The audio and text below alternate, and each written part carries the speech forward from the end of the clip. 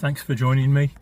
I've just walked from Molneux, and it's Saturday the 10th of May 2025 where it finished Wolves 0, Brighton 2. And for the starting 11, there was one change from the game at Man City just over a week ago.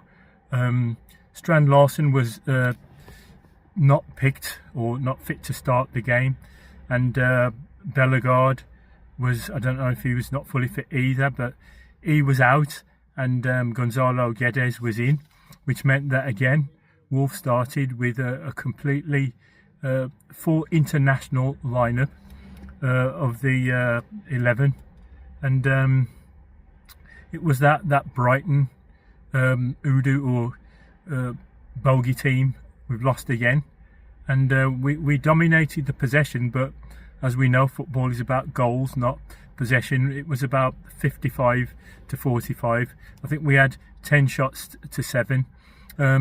They had 2 shots on target, and we had 3, and so they won 2-0. All Sarr had to do basically was catch a couple of crosses and face a penalty and pick the ball out of his net twice, and we drop again a place to 14th because Everton won 3-1 at Fulham, and so they go 13th and we go 14th.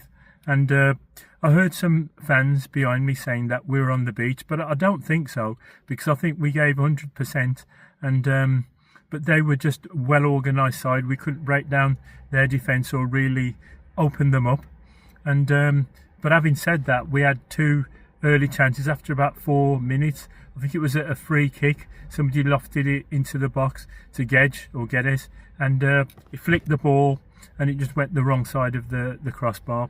And again, about 7 minutes, there was a chance for Guedes, and he took a shot. Sorry, he took a touch, and the chance was gone. If he hit the ball first time, that would have been his best chance, and that was inside the box.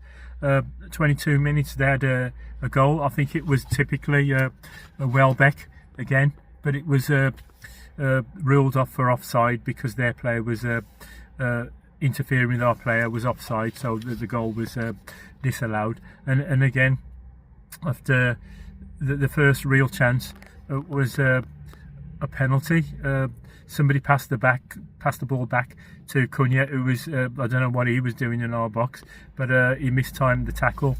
He was fortunate that he didn't get sent off, and who else? Welbeck, he always scores against us, and he sent Sarr the wrong way, and we're still conceding penalties, because the last game I went to, the last home game a fortnight ago, we had a penalty against us which Sarr saved against Leicester, and we're still the only team that hasn't been awarded a penalty this season.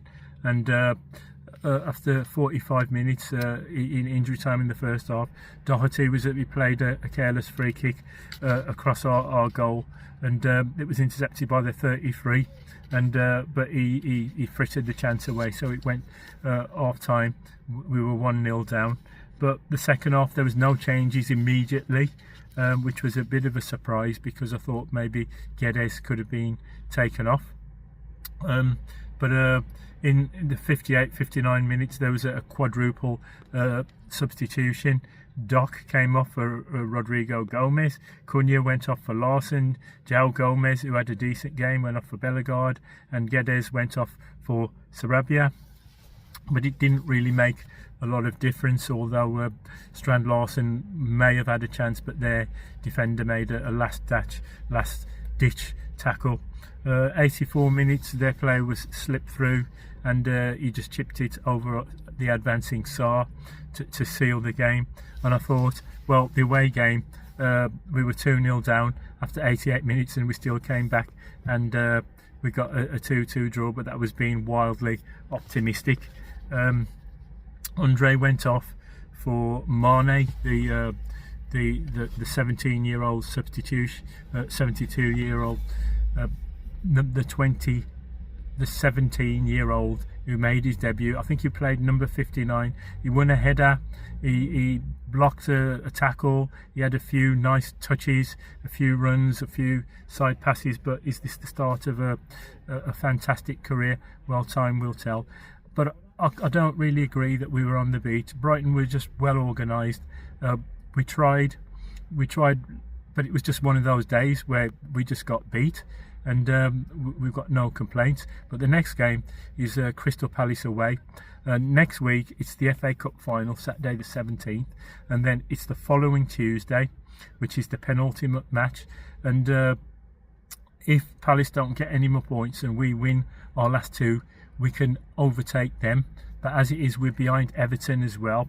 But the last two games, Palace away, Brentford at Molyneux. We lost those last season. I remember going to the Brentford one, although we did beat them in the cup at Molyneux. We can lose those.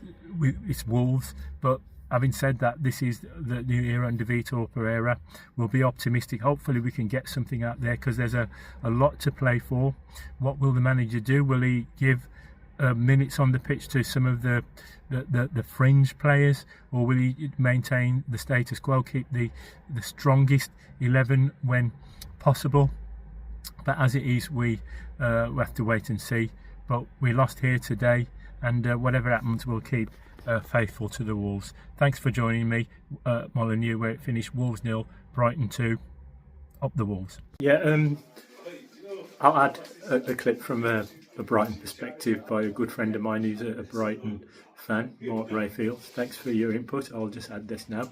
And before I forget to say, my Wolves man of the match was Totti Gomez, who just edged out Andre, who was also outstanding, and Agbadou as well. But yeah, thanks a lot, Mark. Much appreciated. Hello, my name is Mark, and it's a privilege to join Courtney on his podcast of the game. Wolverhampton Wanderers against Brighton at the Molyneux. So in terms of the game, it was strange that Lewis Dunk was not playing at centre-back. Our captain Marvel, Webster, was playing. But the outstanding performance today was Max Vifa, who really played the game of his lifetime. And we owe this game to him and the masterclass of Herzliya, our manager.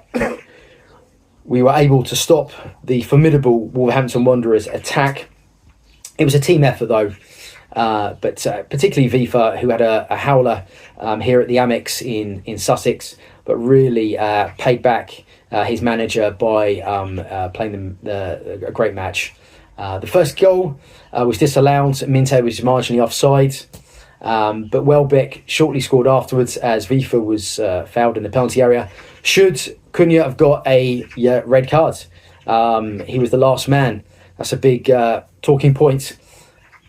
Verbruggen saved brilliantly. Cunha had a great chance to restore it to 1-1. But unfortunately for the Albion, Verbruggen saved.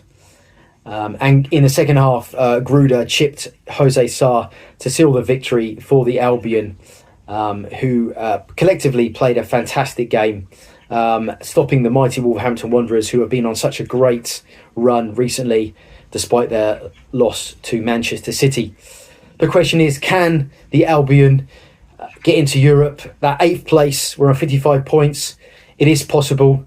Can the Seagulls get into Europe again for the second time?